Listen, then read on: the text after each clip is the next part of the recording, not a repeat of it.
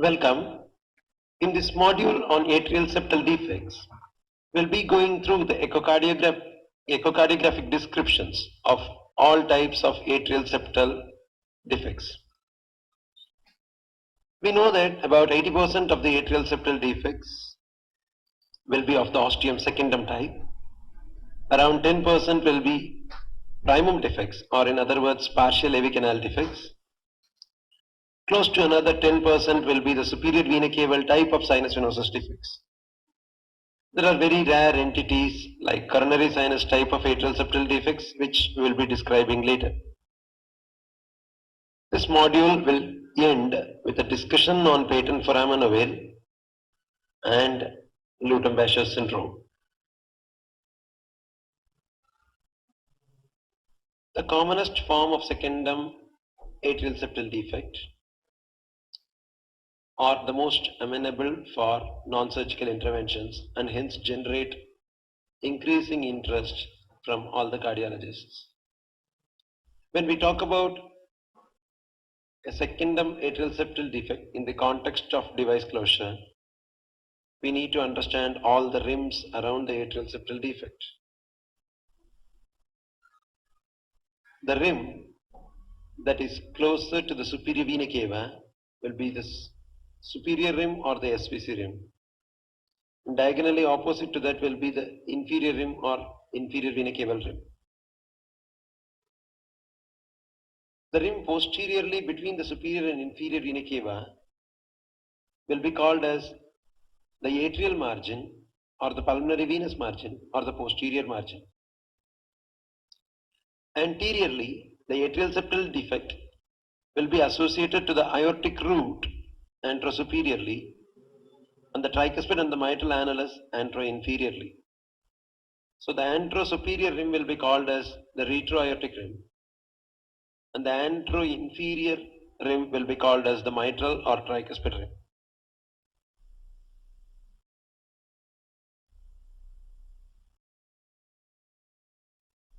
This is a three-dimensional echocardiogram.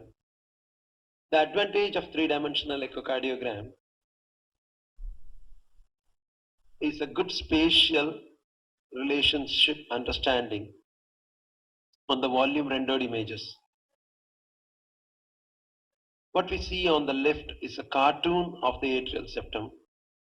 The right atrial free wall has been excised and the intraatrial septum is exposed. We are seeing the superior and inferior vena cava draining from the upper and lower margins of the atrial septum. The tricuspid valve is seen anteroinferiorly and the aortic root is displayed anterosuperiorly. Now this cartoon can actually be shown live using a three-dimensional echocardiogram. On the right side and movie, which is a three-dimensional echo, a volume rendered image, the entire atrial septum, right atrial surface is shown. You can appreciate on the top the superior vena caval entry. You can appreciate to the right side of the screen the aortic root, the aortic valve leaflets and the ascending aorta. You can appreciate on the right side of the screen a little below the aortic root the tricuspid valve annulus, and on the left side of the screen is the posterior margin. This ASD is located in the middle of fossa ovalis. The same 3D volume rendered en face image from the right atrial septal surface is further cropped so that a very thin slice passing through the intraatrial septum is now obtained. The ASD is shown in the center. 5 arrows point to the aortic margin, the mitral or the tricuspid margin, the inferior IVC margin, superior SVC margin, and the posterior pulmonary venous margin.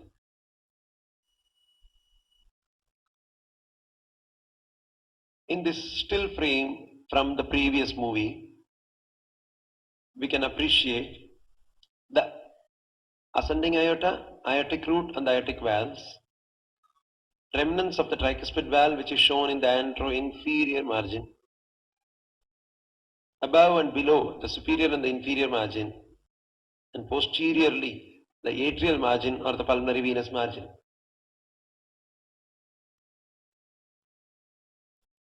This three-dimensional understanding of the atrial septal defect is very important for conceptualizing a device closure of the atrial septal defect.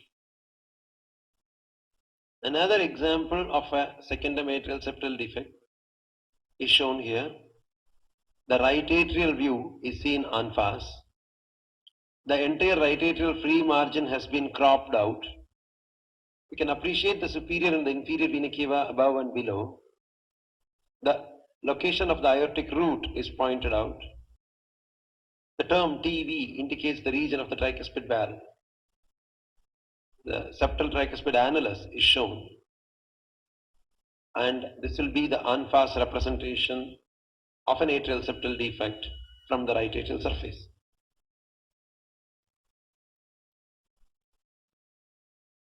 When we play the 3D echocardiographic loop, we can identify the aortic root and the aortic valve leaflets anterosuperiorly, the gutter of the superior vena cava superiorly, the hollow entry point of the inferior vena cava inferiorly, and the tricuspid annulus seen anteroinferiorly. We notice that this atrial septal defect is located on the upper half of the region of fossa ovalis. The thinned out portion of the fossa ovalis seen inferiorly will represent the thin inferior margin.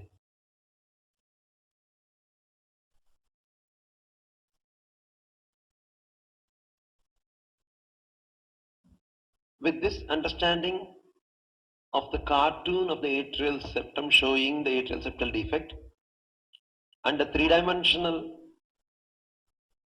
right atrial surface en face view, we will go on to the traditional echocardiographic views that we get on transthoracic echocardiogram. We identify and analyze an atrial septal defect in three different views. One will be the subxiphoid view, the second will be the apical view, and the third will be the parasternal view. We are going to explain in each and every view how to visualize the atrial septum, how to delineate the atrial septal defect, and how to identify the margins in each of these views.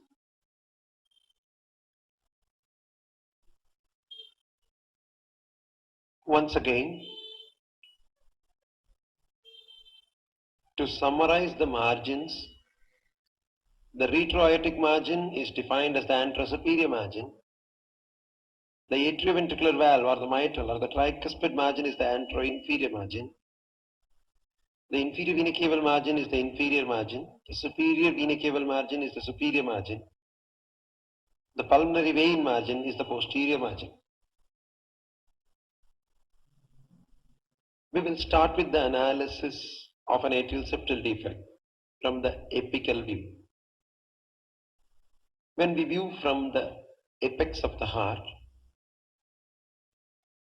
the probe is kept in the 5th or 6th intercostal space, in and around the midclavicular line, from the region where we palpate the apex of the heart clinically.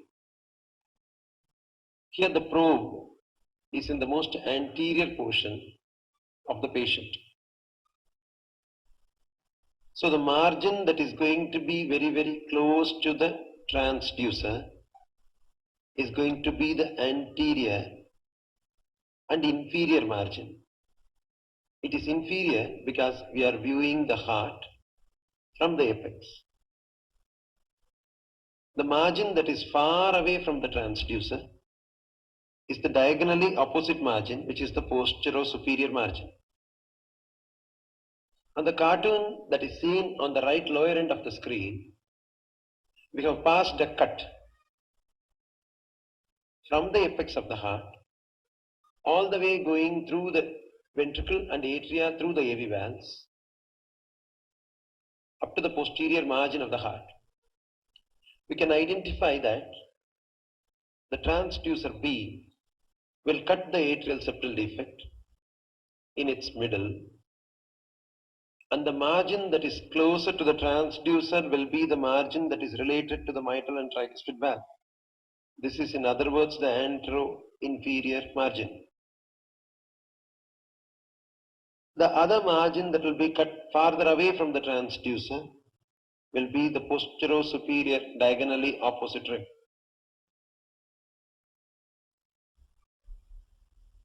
This is a short loop of the apical view of a patient with atrial septal defect. We can notice the right atrial and right ventricular dilatation due to the left-right shunt. We can identify the atrial septal defect in the middle of the atrial septum. The margin that is closer to the transducer, which is located below, is the antero-inferior mitral margin. The margin that is farther away from us, seen on the upper end of the screen, is the posterior-superior margin. When we freeze the frame and put a cursor on the two margins, the lower marker indicates the antero-inferior margin and the upper marker indicates the posterior-superior margin. Another example of the same apical four-chamber view. The transducer is below. The transducer has been kept over the apex of the heart. We see the four chambers. The right atrium and right ventricle are dilated due to the large left-right shunt. We are having two cursors placed on the margins of the atrial septal defect. The cursor that is closer to the transducer is the antero-inferior mitral margin, and the cursor that is farther away from the transducer is the posterior-superior margin. Compared to the previous example that was shown, in this patient, the posterior-superior margin is far more extensive. So this is a much more longer posterior-superior margin and a smaller antero-inferior mitral margin.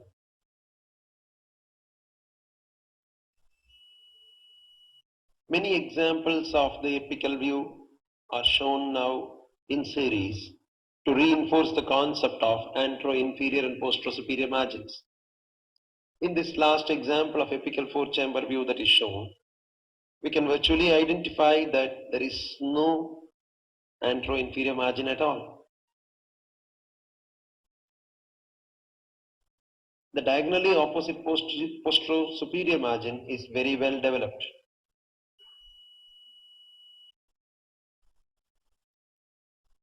When we run the apical four-chamber loop of the last example that was shown, we can identify the tricuspid and the mitral valves. There is an atrial septal defect which is located very apically. There is no margin that is separating the atrial septal defect's lower margin from the mitral annulus. We need to differentiate this very clearly from a primum atrial septal defect. If you carefully see, the tricuspid valve attachment is located more apically. The mitral valve attachment is located at a superior plane. This offsetting of the tricuspid and mitral annulus is a characteristic feature of all normal hearts. In primum atrial septal defect or partial AV canal, the right and the left AV valve components will have attachment at the same level. There will not be an offsetting between the right-sided and left-sided AV valve components. However, in this example, we can very distinctly see the tricuspid valve attachments more apically and the mitral valve attachment more cranially. This is an example of a secondary atrial septal defect with almost absent mitral margin and a well-developed posterior-superior margin.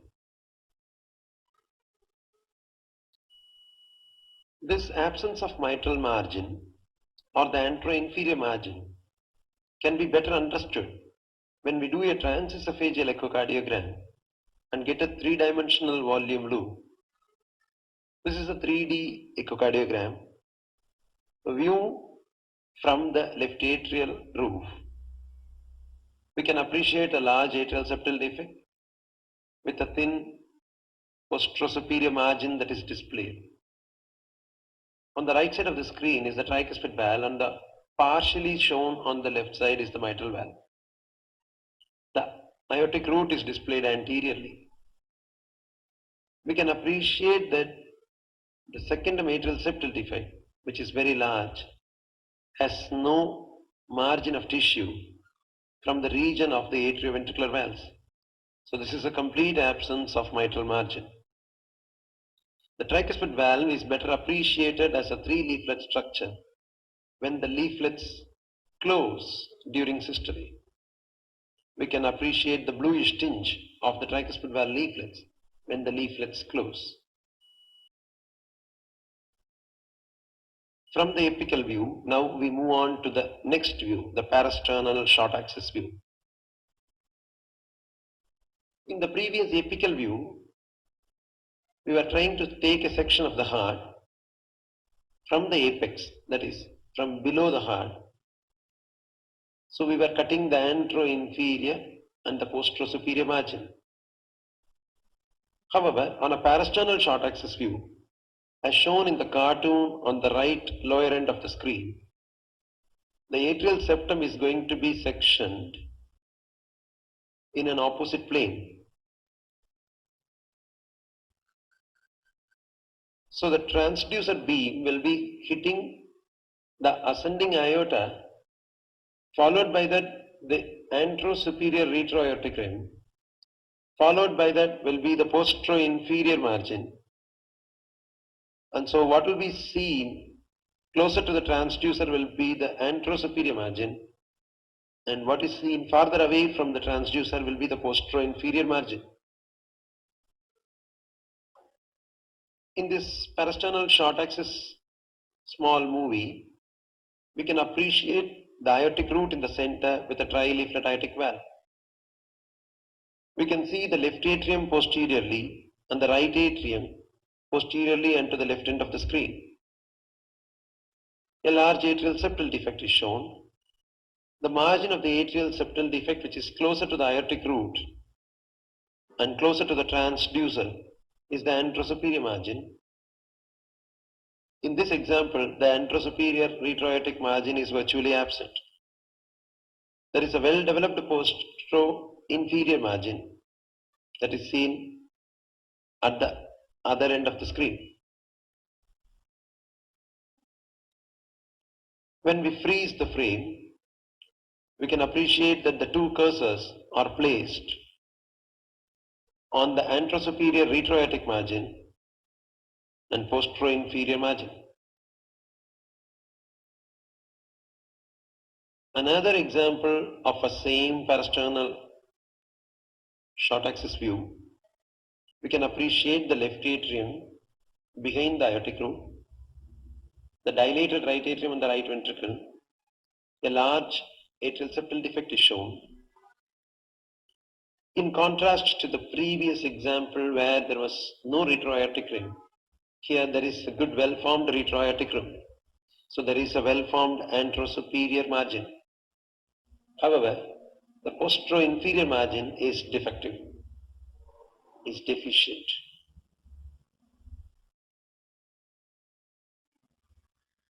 Let us now move on to the subxiphoid views. Subxiphoid view can be obtained in the coronal plane and in the sagittal plane.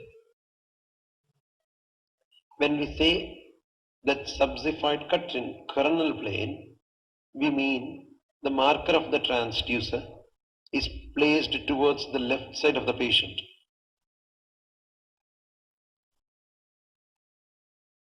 cartoon that is seen on the right lower end of the screen shows the plane in which an atrial septal defect will be cut by a subsified coronal sweep.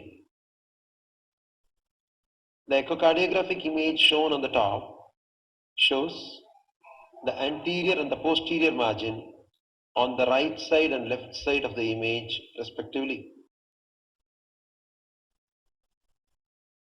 In this movie of the subsified coronal view, we have the right atrium closer to the transducer and left atrium farther away from the transducer. We can notice the large color flows from the left atrium into the right atrium through the secondum atrial septal defect, and it is color coded red. The margin on the right side of the screen will be the margin that is closer to the atrioventricular valves, and so that is the anterior margin. The margin that is seen on the left side of the screen will be the margin that will be closer to the right pulmonary veins, and so that will be the posterior margin. In this frozen frame of subsified coronal view, we can notice that two cursors are placed on either of the margins. The margin that is noted to the right side of the screen is the anterior margin in close relation to the atrioventricular valves, and the margin on the left side of the screen is the margin that is in close relation to the right pulmonary veins, and that will be the posterior margin.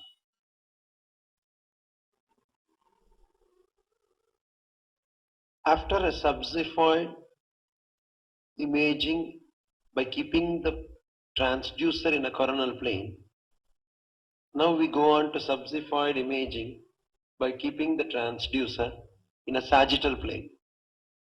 This is also called as the short axis view. When we say that we are keeping the transducer in a sagittal plane, we mean the marker of the transducer should be in contact with the patient's abdominal wall,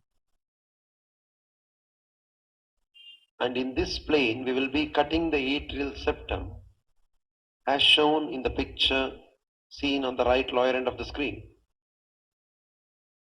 The transducer slice will be passing through the atrial septum from above downwards, and we will be able to visualize the superior and the inferior margins in this subsified short axis sagittal plane cut.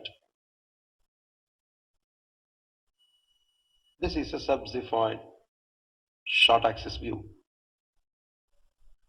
We are viewing from below. So the superior vena cava draining into the right atrium is seen on the upper half of the image. Behind the superior vena cava, you find a large circular structure which represents the cross section of the right pulmonary artery. The right pulmonary artery courses transversely in the mediastinum posterior to the superior vena cava. And so the large round structure is the cross section of the right pulmonary artery seen behind the superior vena cava. In the center of the screen, you see the large dilated right atrium, and next to that is the smaller left atrium. The atrial septum separates the two atria. We are able to appreciate an atrial septal defect of moderate size. The margin that is seen superiorly in the upper end of the screen is the superior margin, which is in close relation to the superior vena cava. The margin that is seen inferiorly, diagonally opposite to the superior margin, is the inferior margin. In this patient, the inferior margin is very well developed.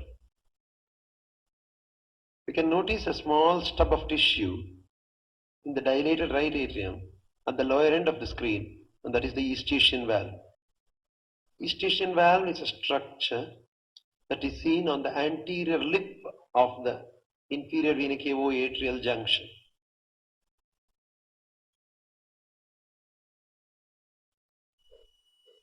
In this frozen frame of subxiphoid sagittal short axis view, we can identify the superior vena cava pointed out with an arrow. The eustachian valve arises from the anterior lip of the inferior vena cava right atrial junction. The large right atrium is seen closer to the transducer at the lower half of the screen. The smaller left atrium is seen at the upper half of the screen. The atrial septal defect is shown between the left and the right atrium. The upper cursor has been placed on the superior margin and the lower cursor is placed on the inferior margin. The round structure that is seen posterior to the right superior vena cava is the right pulmonary artery, the cross section of the right pulmonary artery.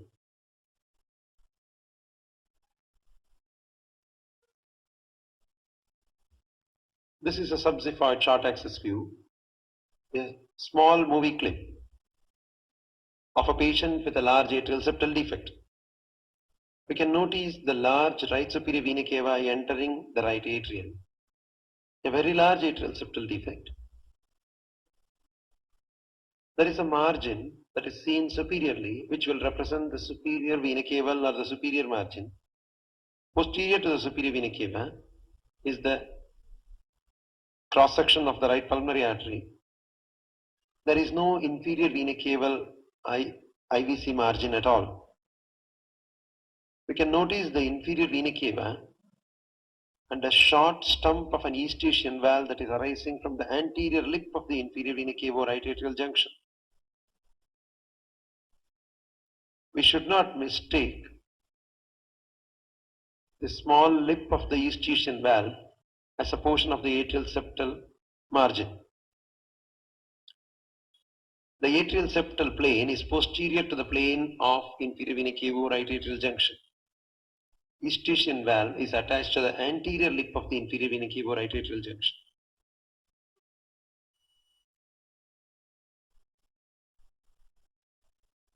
When we freeze the frame of the previous example, we can appreciate the superior and the inferior vena cava, the superior and the inferior margins of the atrial septal defect shown by two cursors. We can notice that there is a well-formed superior margin but absent inferior margin. On the anterior margin of the inferior vena cava right atrial junction, we can see the eustachian valve. Posterior to the right superior vena cava is the cross section of the right pulmonary artery. Once again, we reiterate not to mistake the eustachian valve's free edge as a margin of the atrial septal defect. The atrial septal defect plane that is shown by the two cursors is posterior to the inferior vena cava right atrial junction. The eustachian valve is anterior to the inferior vena cava right atrial junction. In this example of a subxiphoid short axis view, we again see the superior vena cava.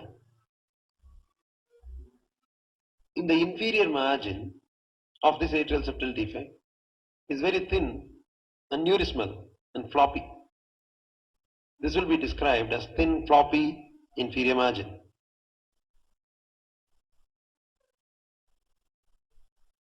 Having gone through these three views, apical view, the parasternal short axis view and the subxiphoid view, we can identify different margins in different views.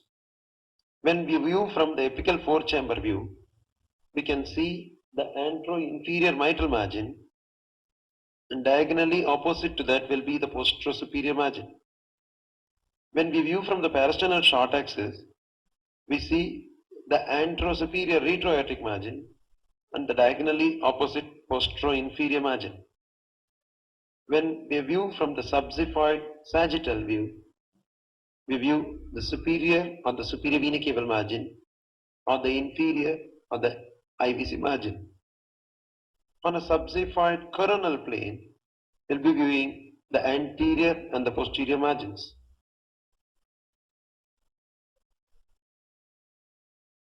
Now let us move on to transesophageal echocardiogram on how we identify all the margins on a transesophageal echocardiogram.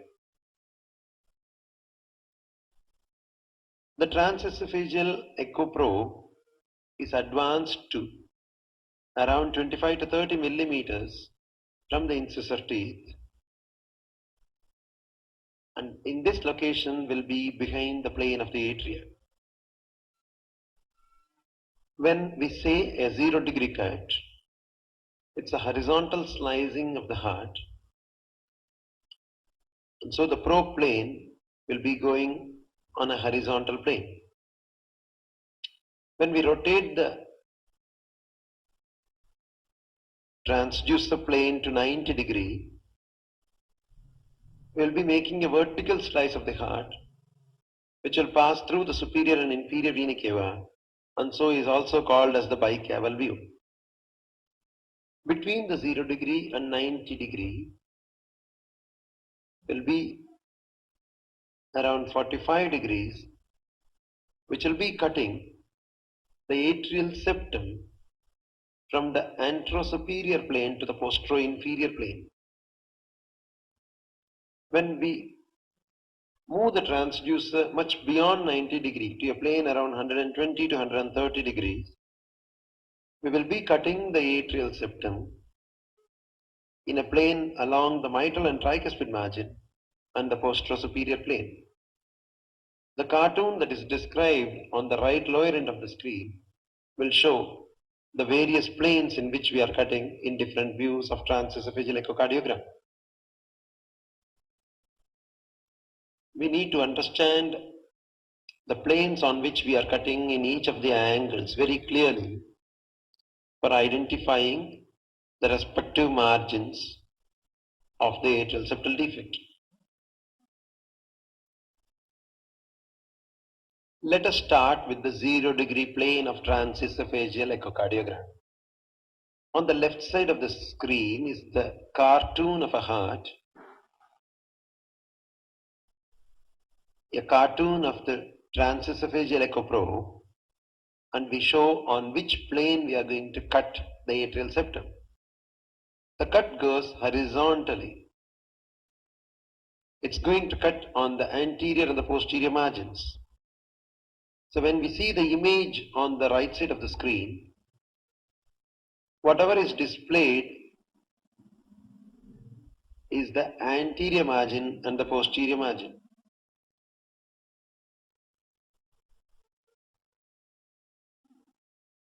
In this transesophageal echo loop, recorded in 0-degree plane, which means a horizontal slicing of the heart, we can see the left atrium closer to the transducer, the right atrium farther away from the transducer. A large atrial septal defect is shown. The margin that is seen on the right hand of the screen, which is closer to the aortic root, is the anterior retroaortic margin. The margin that is seen on the left hand of the screen, which is closer to the right pulmonary veins, is the posterior margin of the atrial septal defect. This is another example of a large atrial septal defect. In contrast to the previous example that was shown, here there is no anterior rim, there is no margin behind the aortic root, and even the posterior margin that is seen on the opposite side is almost virtually absent. So this is an example of a large atrial septal defect with no significant margin on both the anterior and posterior aspects. Another example that is showing an absent anterosuperior retroaortic margin. However, the posterior margin, even though it is thin, is well formed.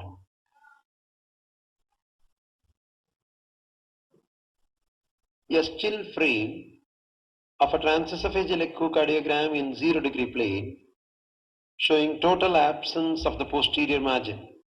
The posterior margin is now seen on the left hand side of the screen. The anterior margin is seen on the right hand side of the screen. Now we move on to rotate the probe to a 45-degree plane. At 0-degree plane, we were making a horizontal slice of the heart, but on 45-degree plane, it is going to be a oblique slice of the heart. On the left side of the screen, we have shown a small cartoon which demonstrates the plane at which the atrial septum is being sliced. It goes through the anterosuperior retroaortic margin and the posterior-inferior margin. So these margins are displayed on the echocardiographic display.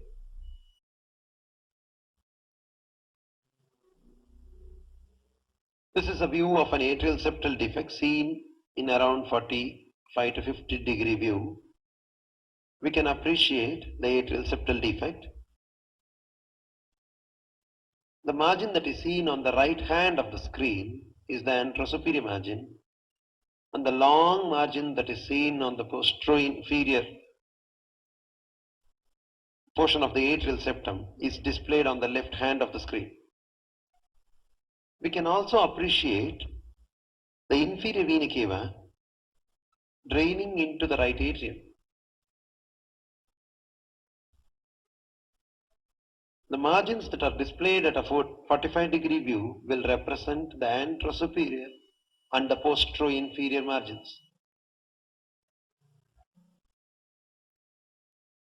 In the previous movie, we were able to appreciate the inferior vena cava entering the right atrium along the posterior-inferior margin of the atrial septal defect.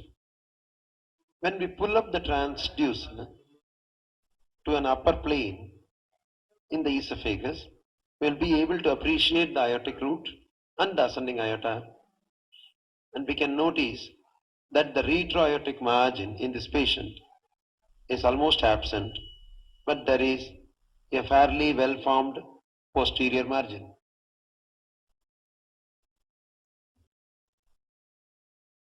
In this movie loop, we can notice that there is a near total absence of the posterior margin and a small stub of the retroaortic anterosuperior margin seen behind the ascending aorta. Now we move on to the vertical cut, that is the 90-degree cut. This slicing of the heart in 90-degree plane will go through the superior and inferior vena cava, and so is called as the bicaval view. Here we will be slicing through the atrial septum from the superior to inferior margin of the atrial septal defect. This is a three-dimensional echocardiogram. A view from the right atrial side. The right atrial surface of the intraatrial septum is displayed. We can see the superior vena cava in the top, the inferior vena caval orifice in the bottom, and the atrial septum displayed very clearly. The margin that is located below the atrial septal defect is the inferior margin, and the margin that is above the atrial septal defect in relation to the superior vena cava is the superior margin. In this 90-degree view or the bicaval view, we show a large atrial septal defect. The superior vena cava is displayed on the right hand of the screen. The inferior vena caval margin or the inferior margin is seen on the left hand of the screen. There is a small stub of a superior vena caval margin, but very well developed inferior vena caval margin. When we angulate the probe further beyond 90 degree to around 120 to 130 degree, we start visualizing the atrial septum in a plane that passes through the anteroinferior mitral margin and the posterosuperior margin.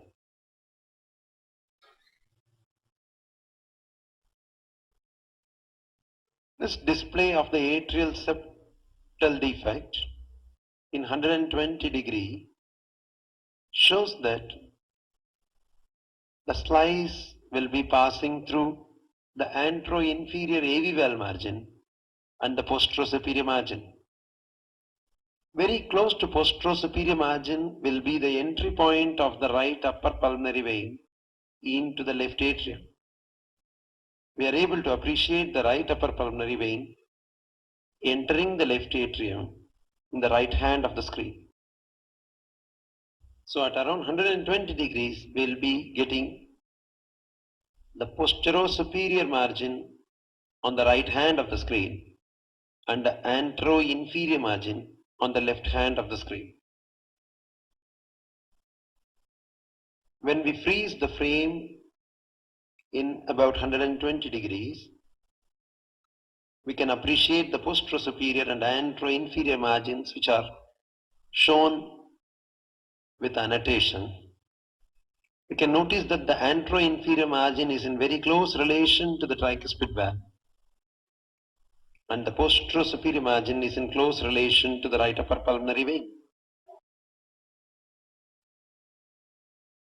So to give a recap, we have shown all the transthoracic and transesophageal echocardiographic views and how to identify all the different margins of an atrial septal defect, namely the superior and inferior margins, the retroaortic or anterosuperior margin, the mitral or antero-inferior margin, and the last posterior margin or the pulmonary venous margin. Let us now analyze one particular defect in all the views. This is an example of a transesophageal echocardiogram of a large atrial septal defect. This cut goes at a 0-degree plane. That means we are horizontally slicing the heart. What is seen on the right hand of the screen is the anterior margin, and what is seen on the left hand of the screen is the posterior margin. If we push the probe a little deeper in the esophagus, we will be cutting the atrial septum at a lower plane where we will have a display of the atrioventricular valves, namely the mitral and tricuspid valve. If we pull the probe 1 or 2 centimeters, we will be slicing through the upper plane of the atrial septum, which will be passing through the aortic root and ascending aorta. When we move on to around 40 degrees, we'll start noticing the aortic root, a very small retroaortic margin, a virtually absent postero-inferior margin. The postero-inferior margin is seen on the left hand of the screen, and the anterosuperior retroaortic margin is seen on the right hand of the screen. In this 90-degree bicaval view, we are able to show the superior margin on the right hand of the screen and the small and deficient inferior margin on the left hand of the screen. A 3D echocardiogram with a volume rendering of the right atrial en face view will give a complete perspective of all the margins. Some of the atrial septal defects will be multifenestrated defects. There will be multiple fenestrations in the region of fossa ovalis.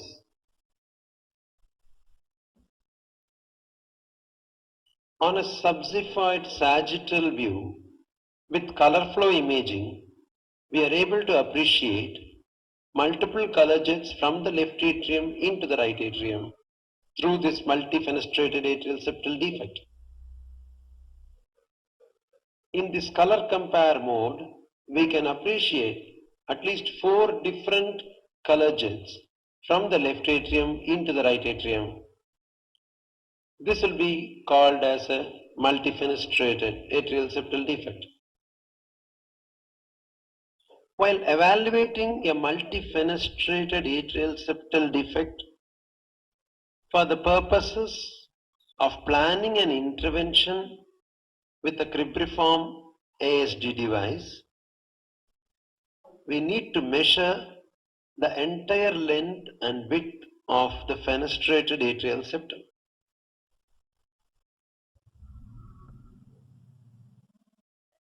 The choice and size of the cribriform occluder will depend on this measurement of the entire fenestrated septal length.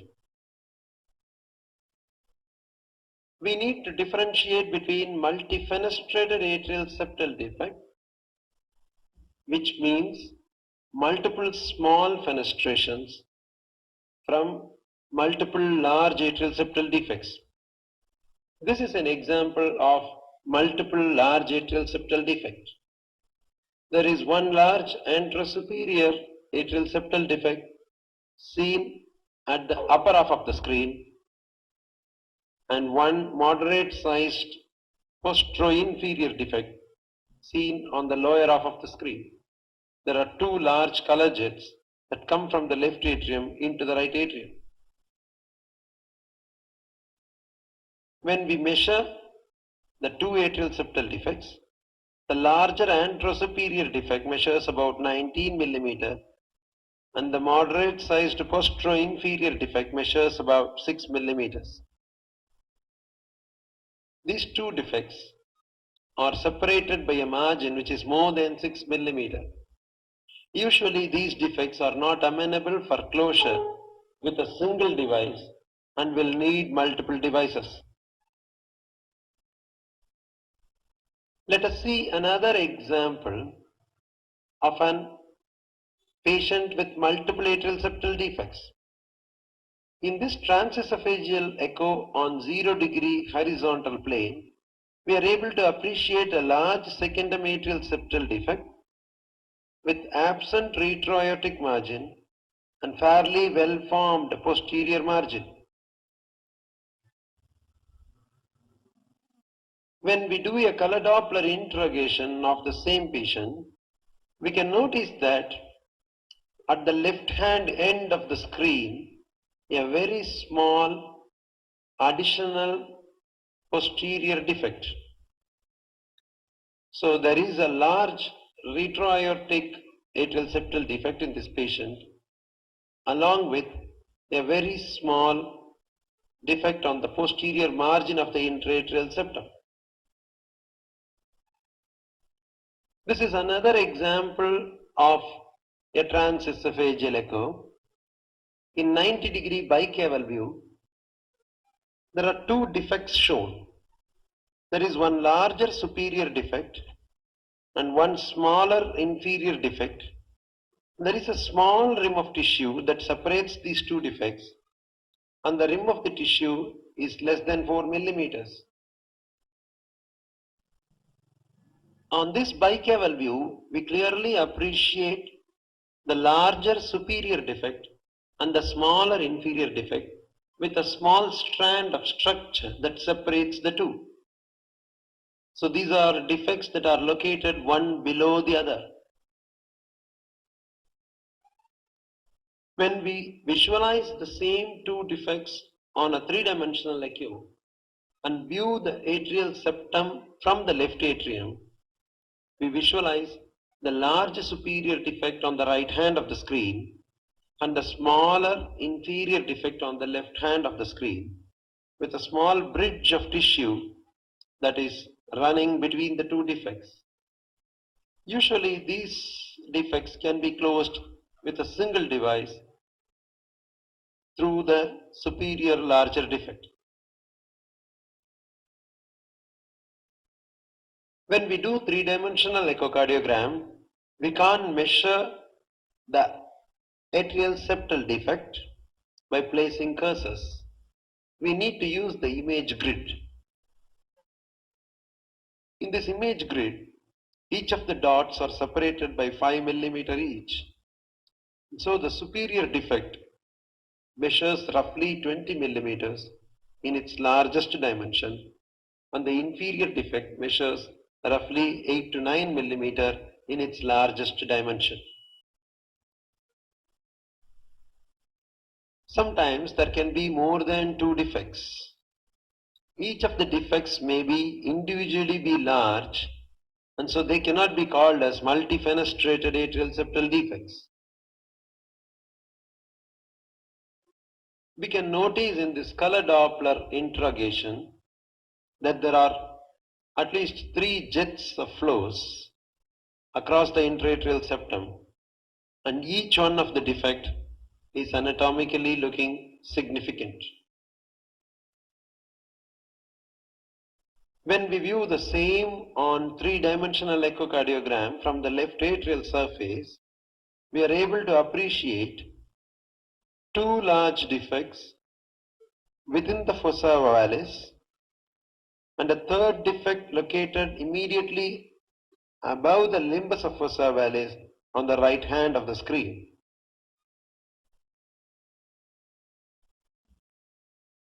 In the previous example shown, where there were 3 defects, a single device was placed through the central defect and all the 3 ASDs were closed with a single large device.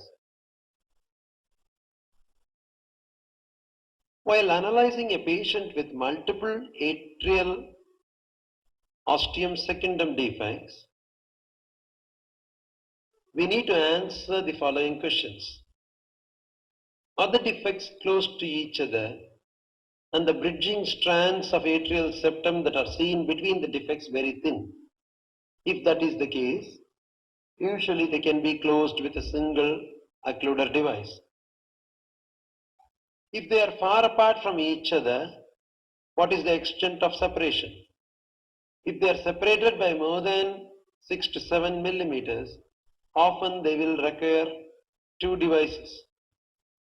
We can do a 3-dimensional echocardiogram to understand a good spatial perspective of the relationship between the defects.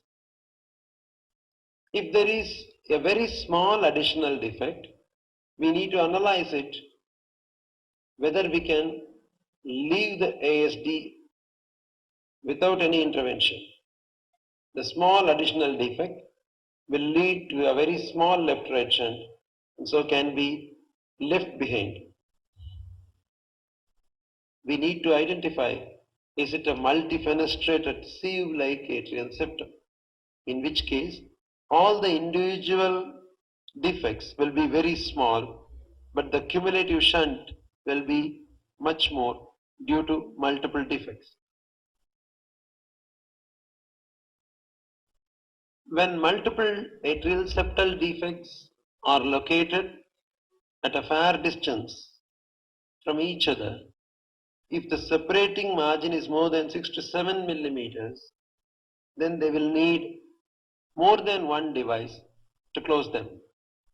This is an example of 2 atrial septal defect devices placed in a patient with multiple atrial septal defect. We need to understand that when 2 devices are placed in the intraatrial septum, they will never be in the same plane because atrial septal defect may be a curved structure.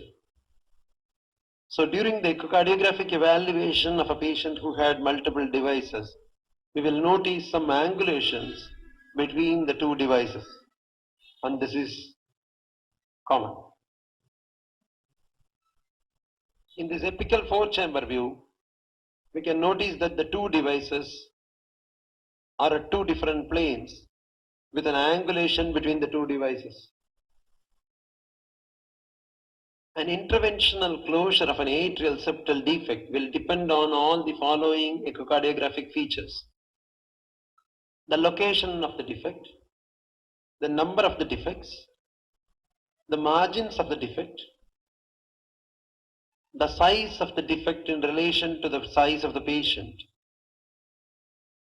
what is the access for the delivery of the device, or in other words, is there a well-developed inferior vena cava? We need to identify inferior vena caval anomalies like interrupted IVC. Echocardiogram will also help in intra-procedural guidance and in post-device follow-up. In most of the atrial septal defect interventions, Echocardiographic guidance is very crucial in completion of the procedure. This is a 3D echocardiogram done during the procedure of atrial septal defect device closure. We see the atrial septal defect as viewed from the left atrial surface. Initially, a catheter and guide wire is passed through the atrial septal defect from the inferior vena cava into the left atrium through the atrial septal defect. The 3D transesophageal echo shows the passage of the catheter and guide wire through the atrial septal defect. Here the left atrial disc is fully opened up. The sheath and the cable can be seen on the right atrium, and the plane of the intraatrial septum is well visualized. The left atrium and right atrium are marked LA and RA. After a complete device deployment, we are able to appreciate on 3D echo the left atrial disc surface as seen from the left atrium. When we close very large atrial septal defects, we use a balloon assisted technique. The position of the balloon, the position of the left atrial and right atrial disc can be very clearly identified when we are using an intraprocedural transesophageal echocardiogram. During the deployment of an atrial septal occluder device, a small push-pull wiggle is done to identify the stability of the device across the atrial septum. In this loop that is shown, during the push-pull wiggle, the device gets displaced from the plane of the atrial septum into the left atrium, and this is very clearly shown on the transesophageal echo guidance. After a successful placement of the ASD device and release of the cable, a transesophageal echo will confirm the adequacy of deployment of the occluder across the ASD. We need to appreciate all the margins going through between the two discs of the septal occluder device. In this 110-degree view, we can notice the posterior margin and the anteroinferior margin entering on into the waist of the device. In a post-interventional follow-up, we need to identify the profile of the device, the stability of the device. An apical 4-chamber view shows the device in good position. In a parasternal short axis view, we will notice that the device is getting flared in the anterior retroaortic margin.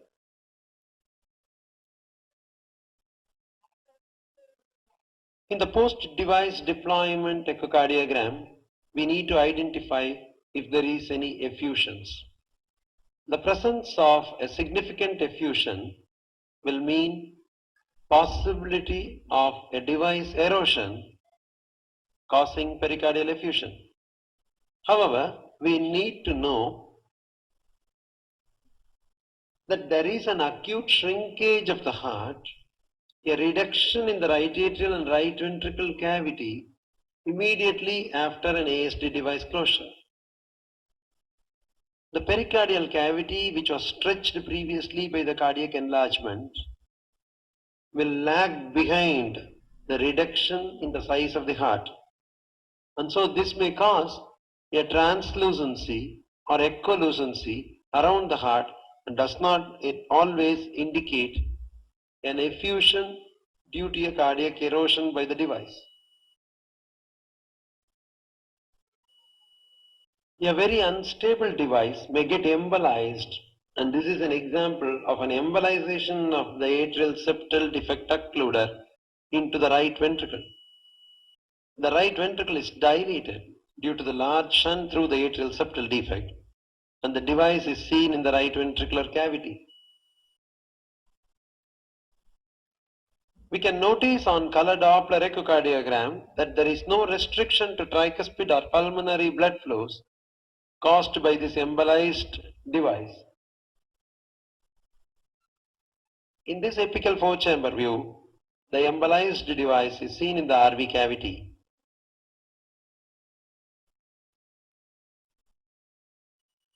We can notice that there is no tricuspid inflow gradients. There is no tricuspid inflow obstruction.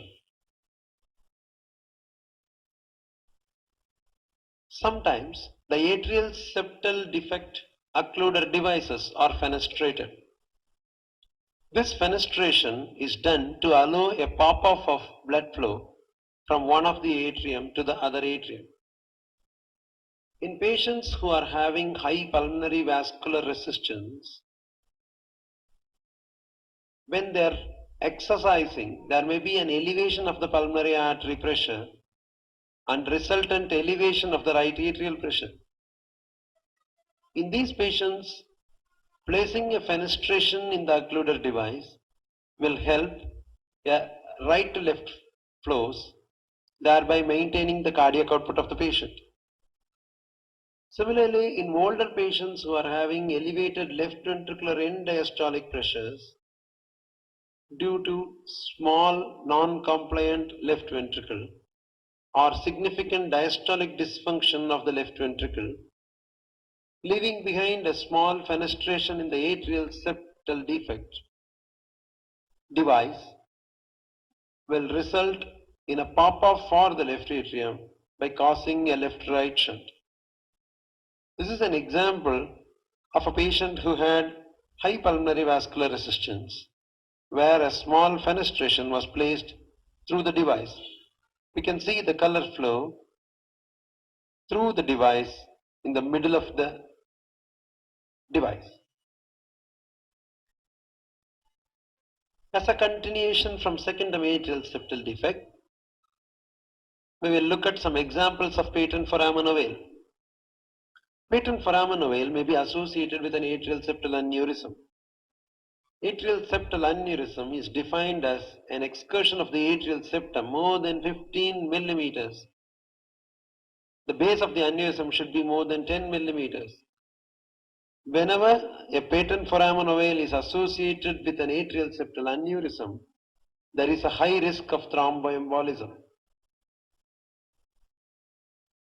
This is an example of an apical four-chamber view showing a large atrial septal aneurysm. We can see the thin aneurysmal atrial septum bowing into the right atrium.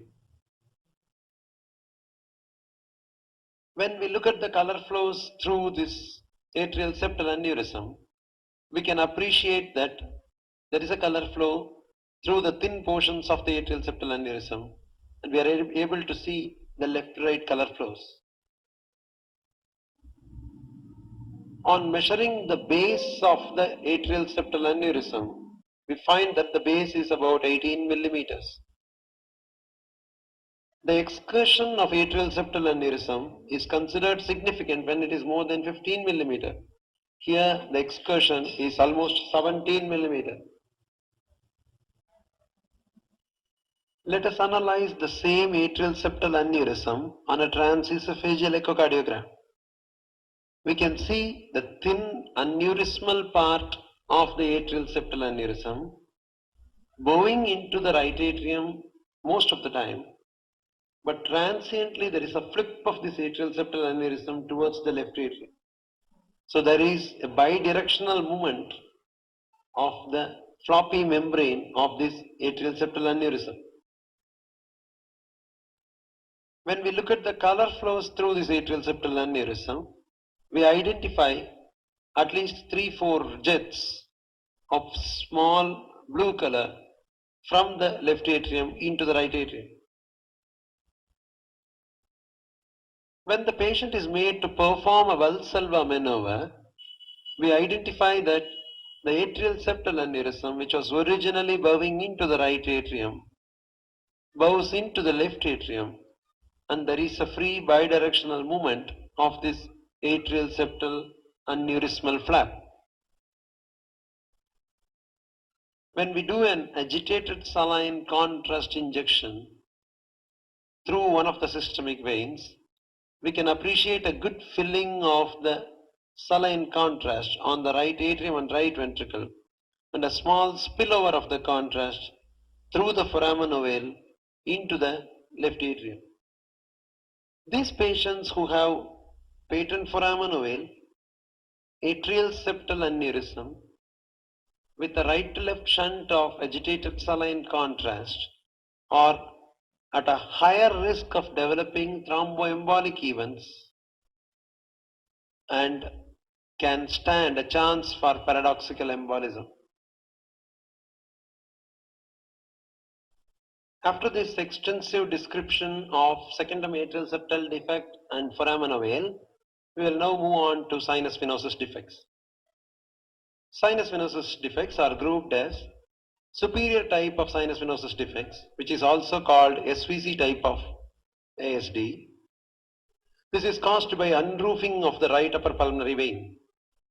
So the right upper pulmonary vein seems to drain in the region of superior vena cava atrial junction, and there is a large defect high in the atrial septum communicating between the left atrium and the right atrium. The inferior type of sinus venosus defect is a very loosely described, undefined entity. In fact, large secondum atrial septal defects without postero-inferior margins are sometimes referred to as inferior type of or IVC type of sinus venosus defects. Here, there is no margin between the right lower pulmonary vein orifice in the left atrium and the inferior vena cava orifice in the right atrium. There is no clear-cut embryological explanation for an inferior type of sinus venosus defect, but the superior type of sinus venosus defect is said to be due to unroofing of the right upper pulmonary vein. Let us first start with the poorly defined IVC type of sinus venosus defects. A secondum atrial septal defect with deficient postero-inferior margin or absent postero-inferior margin is sometimes referred to as IVC type of sinus venosus defect. In this subxiphoid short axis view, we notice that there is no IVC inferior margin at all. So these defects will be called as IVC type of defects. On this subxiphoid short axis view, a loop is shown demonstrating absent IVC or inferior margin. In this transesophageal echocardiogram, on a bicaval view, we can notice on certain frames that the IVC margin is totally becoming absent. On the same bicaval view, when we push the probe a little bit more deeper into the esophagus, we are able to appreciate a complete absence of the IVC inferior margin. This is the characteristic feature of an IVC type of defect. The reason for knowing about this inferior vena cava type of ASD is that interventional therapy is not feasible due to lack of postero-inferior margin, and surgery will be the recommended course of management. A still frame of the subxiphoid short axis view shows the dimension of the atrial septal defect, a complete absence of the IVC margin. We can notice a small stub of tissue from the anterior lip of the IVC-RA junction, which is the Eustachian valve. If you don't identify such a prominent Eustachian valve and close the atrial septal defect in such a way that the Eustachian valve's margin are also stitched together, this will result in flow of the inferior vena cava blood after the surgical closure towards the left atrium. This is an example of a patient where the eustachian valve lips are sutured to the margins of the atrial septal defect. This defect was an inferior vena cava type of defect where there was no posterior and inferior margin. And so the lips of the eustachian valve were identified as the inferior margin and a patch closure of the ASD was done. This resulted in a complete routing of the inferior vena cava towards the left atrium. When we do an agitated saline contrast from the femoral vein, we notice an immediate filling of the left atrium and the left ventricle. On a subxiphoid short axis view, we can notice the inferior vena cava, the prominent eustachian valve which has been sutured on to the atrial septal defect margins.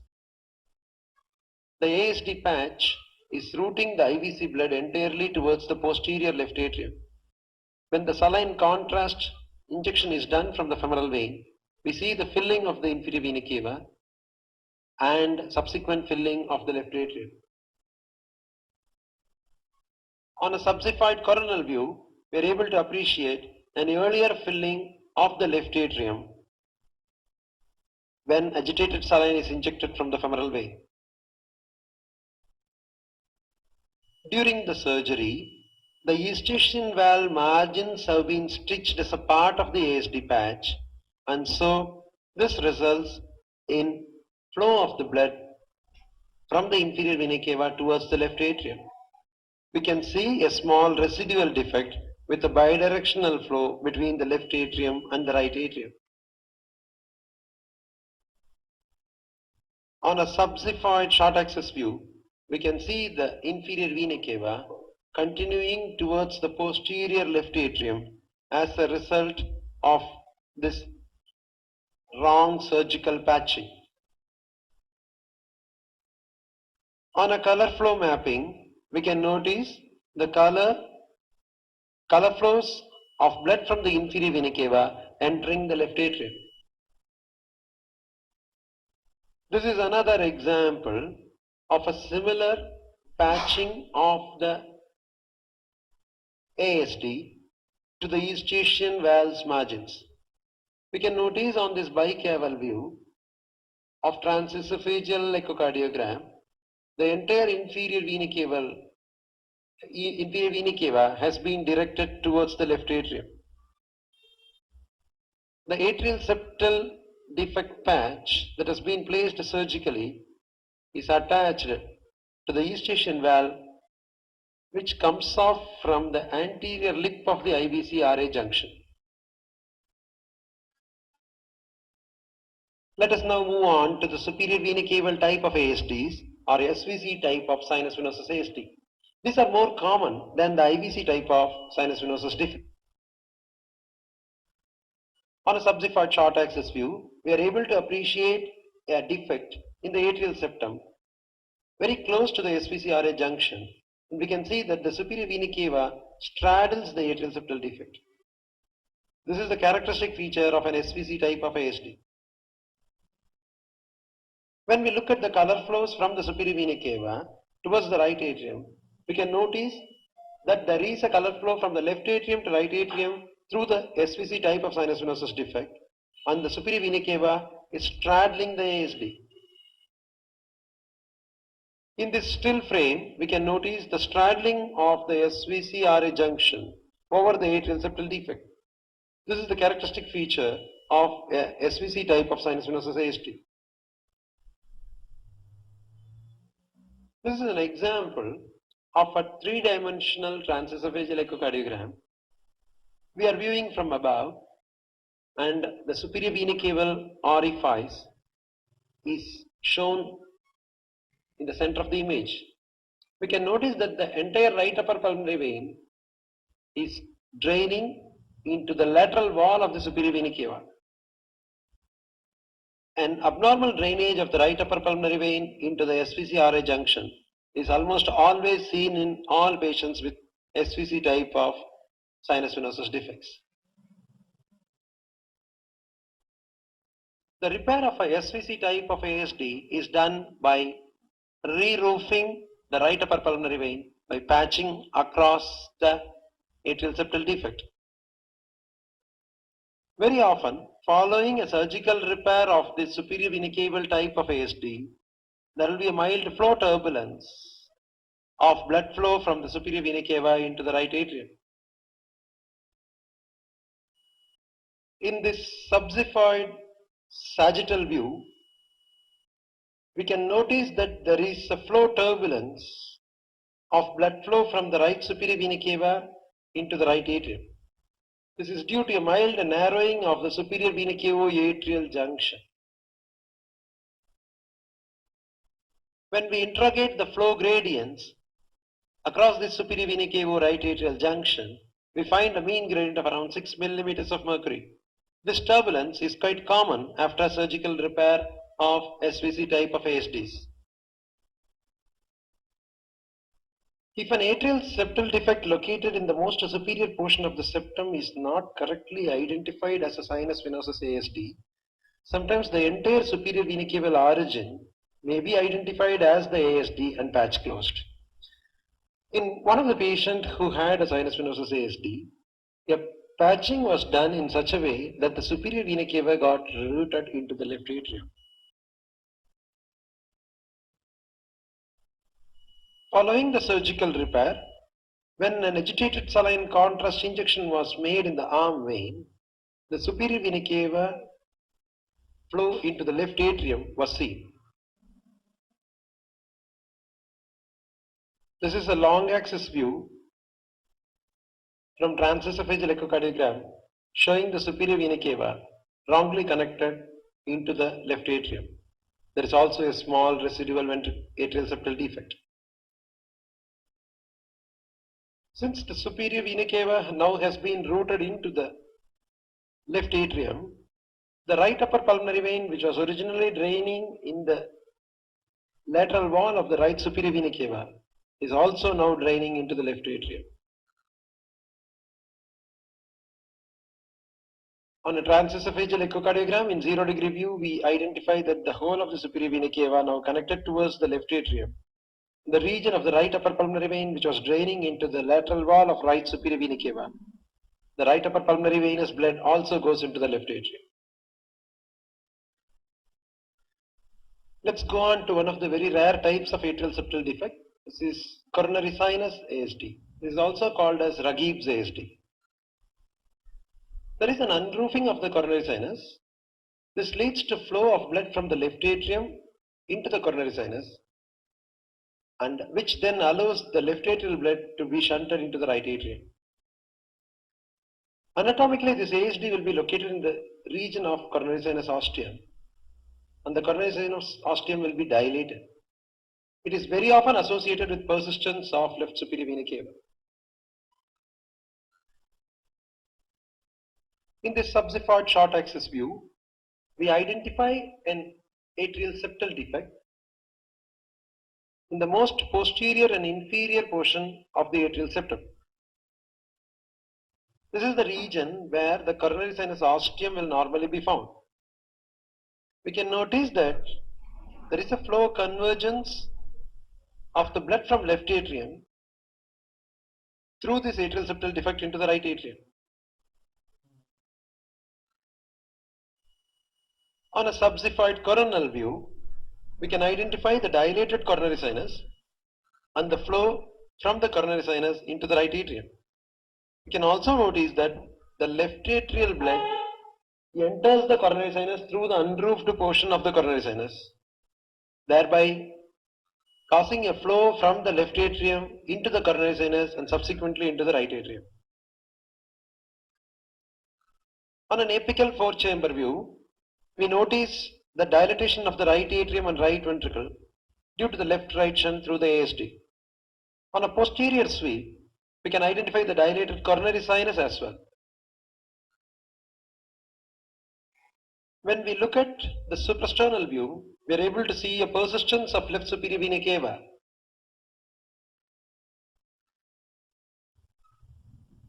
From this subxiphoid coronal view, we notice two superior vena cava The right superior vena cava is draining into the right atrium. The left superior vena cava is draining into the left atrium due to the unroofing of the coronary sinus. The left atrial blood finally enters the coronary sinus through this unroofing and finally comes into the right atrium. This causes a left-right shunt, and this is described as the coronary sinus type of ASD or Raghib's type of ASD.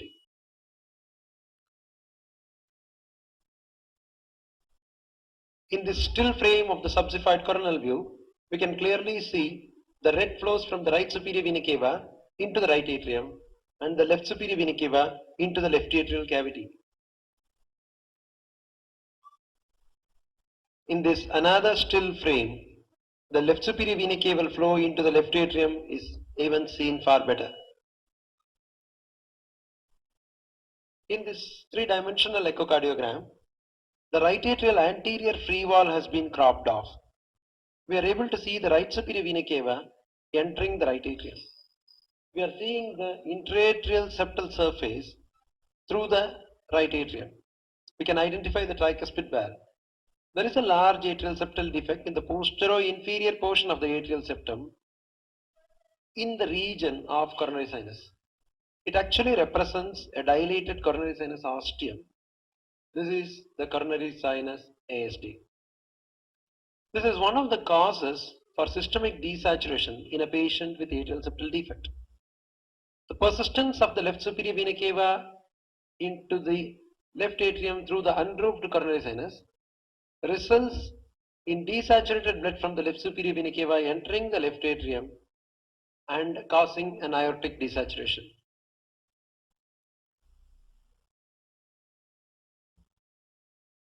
Coronary sinus ASD is one of the causes of desaturation in a patient who presents with clinical features of atrial septal defect. There can be other reasons also. Sometimes the inferior vena cava blood can stream through the atrial septal defect into the left atrium if there is a very prominent Eustachian valve. If an atrial septal defect is associated with hypoplasia of the tricuspid valve or right ventricle, there can be a right-left shunt at the atrial septal level. The same phenomenon can happen if there is a severe valvular or infundibular pulmonary stenosis with elevated right ventricular end diastolic pressures. In patients with secondary atrial septal defect with severe pulmonary hypertension and high pulmonary vascular resistance, once again there can be a shunt reversal and they can have systemic desaturation. An entity called orthodeoxia platypnea syndrome is also associated with small secondum atrial septal defects or patent foramina veil associated with right-left shunt on certain postures of the patient. Streaming of the inferior vena cava blood through the atrial septal defect is seen whenever the Eustachian valve is very prominent and the Eustachian valve, which is attached to the anterior lip of the IVC-RA junction, directs the IVC blood posteriorly towards the atrial septal defect. In this example, we can identify the IVC blood streaming towards the left atrium through the ASD. The subsiphoid short axis view shows a prominent Eustachian valve. Posteriorly, the region of the fossa ovalis is very thin, aneurysmal, and keeps bowing into the left atrium, and the Eustachian valve directs the IVC blood through the moderate sized atrial septal defect into the left atrium. In the color flows, we can clearly identify that there is a right-left shunt. The IVC blood gets streamed towards the left atrium. The rigid Eustachian valve directs the IVC blood through the floppy portion of the fossa ovalis into the left atrium. In some instances, the Eustachian valves can cause profound right-left shunt and marked systemic desaturation. On an agitated saline injection from the femoral vein in one of the patients who had such a phenomenon, we can notice an abundance of saline contrast entry from the right atrium into the left atrium caused by the eustachian valve causing systemic desaturation. After discussing secondum atrial septal defects patent foramen avail, followed by sinus venosus defects and coronary sinus defects, now we move on to primum atrial septal defect, which is also described as partial AV canal defects. Here the atrial septal defect is located in the most antero-inferior portion of the atrial septum. The tricuspid and the mitral valve will be at the same level on echocardiogram. There won't be an offset between the right-sided and left-sided atrioventricular valves. The mitral valve will often have a cleft in the anterior mitral leaflet, which is the zone of opposition between the superior and inferior bridging leaflets. The cleft in the anterior mitral leaflet, which is also called as the zone of opposition between the superior and inferior bridging leaflet, will often result in some degree of mitral regurgitation. We can notice a mild central mitral regurgitation through the cleft in this transesophageal echo.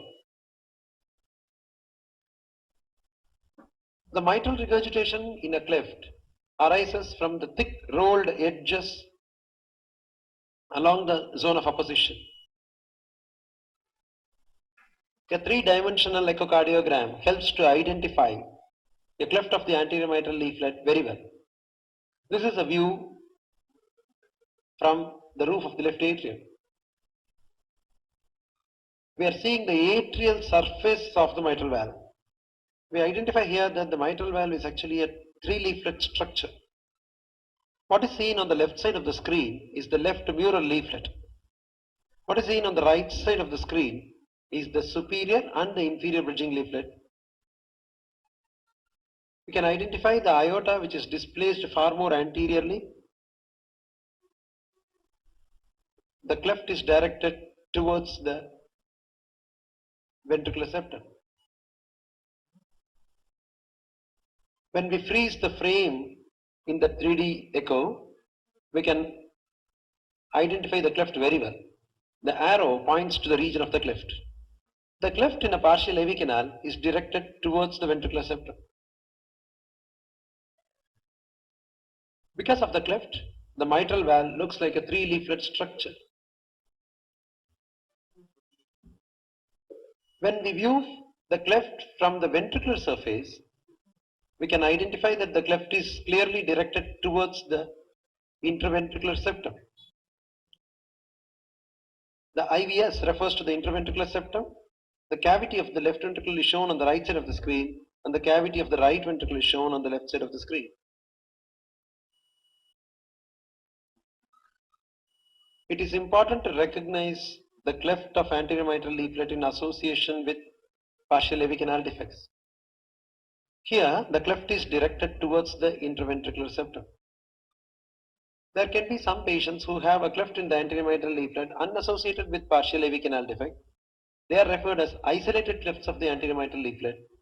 In such cases, the cleft will be directed towards the left ventricular outflow tract. On a subxiphoid coronal view, we can identify the atrioventricular valve and the aorta. The aortic valve is displaced anteriorly. If you see the distance between the atrioventricular valve and the left ventricular apex, it is called as the inlet axis. If you see the distance between the aortic valve and the apex of the left ventricle, that is called as the outlet axis. In normal hearts, the inlet axis and the outlet axis will be equal in their dimensions. However, in AV canals or in atrioventricular canals, the inlet axis will be shorter than the outlet axis, which means the distance between the atrioventricular valve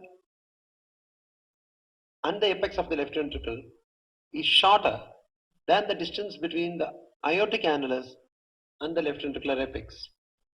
This causes the gooseneck deformity. It is clearly shown in this picture. In the subsiphoid short axis view, the mitral valve will be visualized very well. We can notice that the mitral valve is split into two components, the superior bridging and the inferior bridging components. The zone of opposition between the two components, which is also called as the cleft, is identified very clearly. On subsiphoid coronal view, we can identify a large primum ASD with a large left-right shunt through the atrial septal defect. Apical four-chamber view again shows the atrial septal defect in the most apical region of the intra-atrial septum. It's located in the antero-inferior portion of the atrial septum.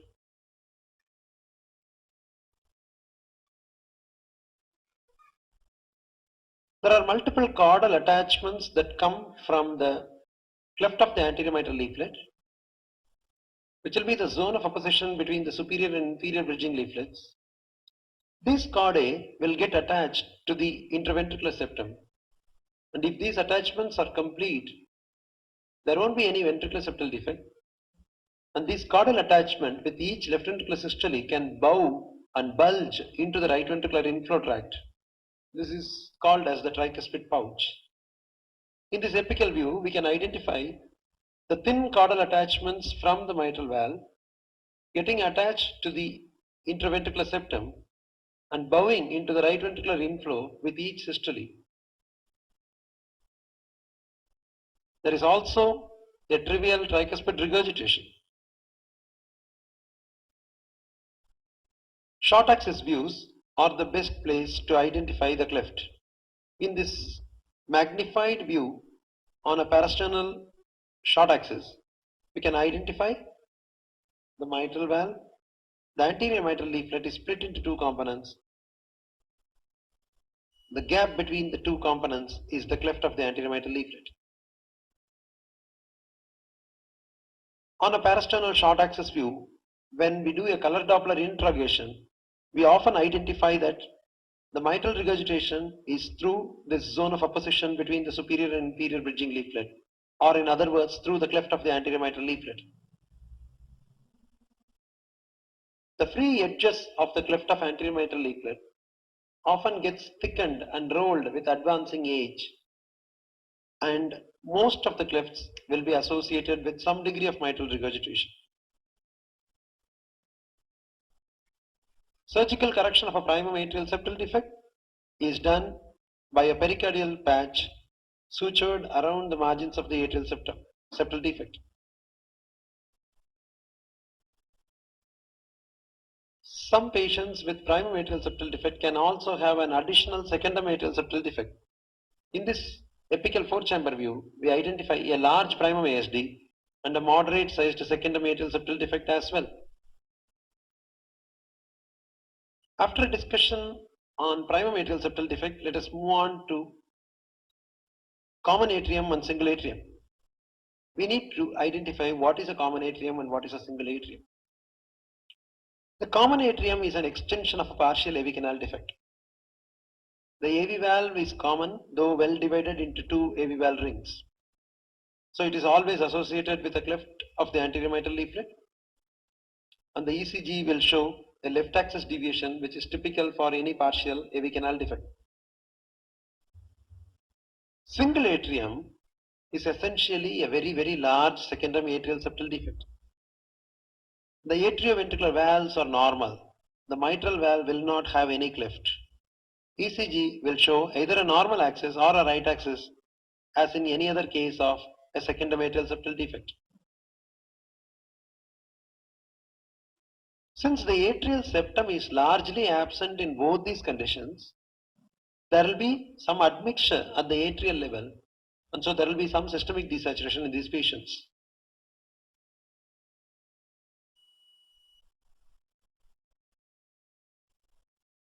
An apical view of a patient who had common atrium. This shows complete absence of the atrial septum. The tricuspid and the mitral valve getting attached in almost the same plane. There is no offsetting between the right and the left atrioventricular valves. On transesophageal echocardiogram, we notice that the right and the left atrioventricular valves are attached to the same level. There is no offsetting and a complete absence of the atrial septum. All these patients will have a mild degree of systemic desaturation due to admixture of systemic and pulmonary venous blood at the atrial level.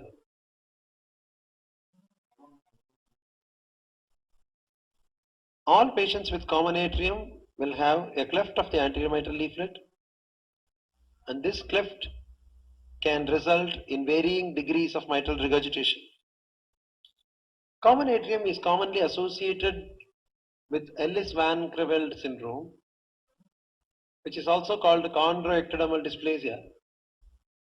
In this syndrome, there will be a disproportionate short stature. The short stature is caused by a short limb dwarfism. There will be associated dysplasia of the nails, multiple frenulum of the upper lip,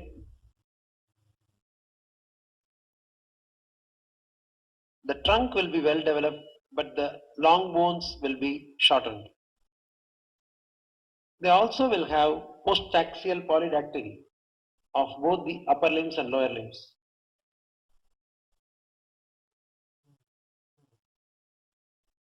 When we look at the three-dimensional echocardiogram, from the atrial surface, we will notice a complete cleft of the anterior mitral leaflet, which refers to the zone of apposition between the superior and inferior bridging leaflets. The findings on the mitral valve will almost be similar to a partial AV canal or a primum ASD. The cleft of the anterior mitral leaflet, or the zone of apposition between the superior and inferior bridging leaflet, is shown with an arrow in this three-dimensional atrial view.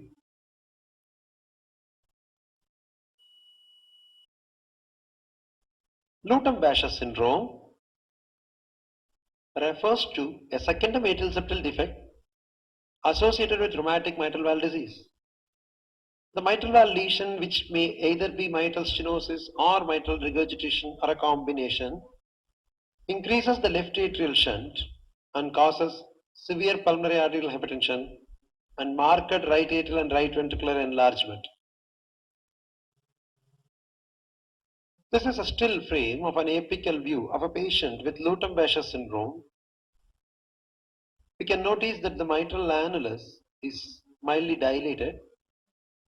The mitral valve leaflets are thickened and rigid, and there is a large atrial septal defect. A color Doppler interrogation shows a large left-right shunt, dilatation of the right atrium and right ventricle, moderate to severe degree of tricuspid regurgitation. Many of these patients will have significant pulmonary arterial hypertension, which will worsen the grade of tricuspid regurgitation. On a color flow interrogation of the mitral valve, we notice that there is a turbulence to the mitral inflow, indicative of a mild degree of mitral stenosis, and there is a moderate to severe posteriorly directed mitral regurgitation as well. Let us now move on to atrial septal defects associated with severe pulmonary hypertension. Any patient who has an atrial septal defect with severe pulmonary hypertension, if the defect is clearly a large defect measuring more than 2 centimeters, then the atrial septal defect can be attributed as a cause of the pulmonary hypertension.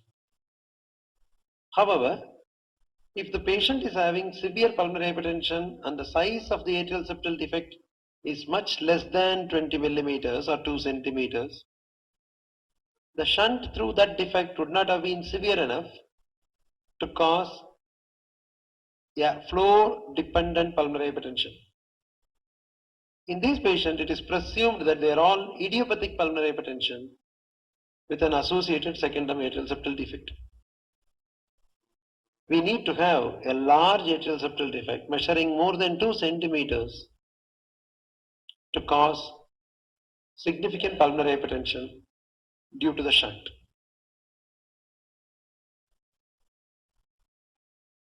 This is a transesophageal echocardiogram of a patient who had features of severe pulmonary hypertension. You can identify the dilated tricuspid valve, the dilated right ventricle with poor right ventricular contractility.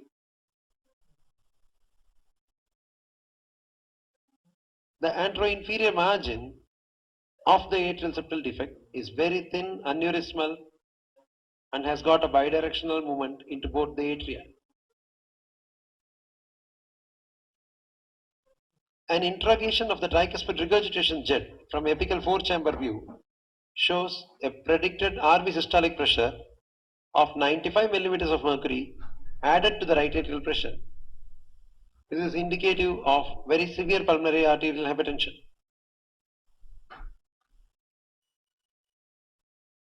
On a transesophageal echocardiogram, when we interrogate the color flows, even though there is a predominant left-right shunt, we can notice some red flows from the right atrium into the left atrium on certain phases of the cardiac cycle. So this is an indicator of bidirectional flows and an early feature of high pulmonary vascular resistance.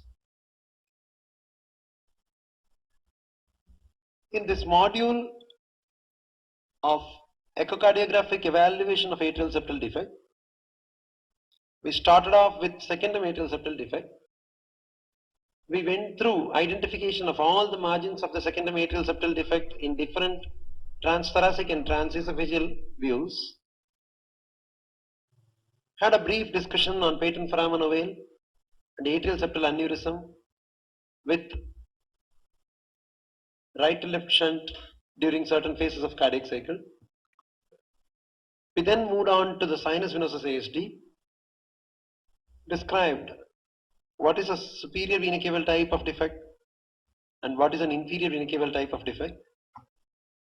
We had a few examples of coronary sinus ASDs and described what is a Raghib's ASD.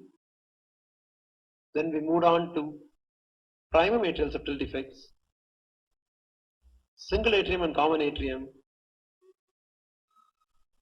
a few slides on Luton-Basher syndrome and atrial septal defect associated with high pulmonary vascular resistance. Thank you.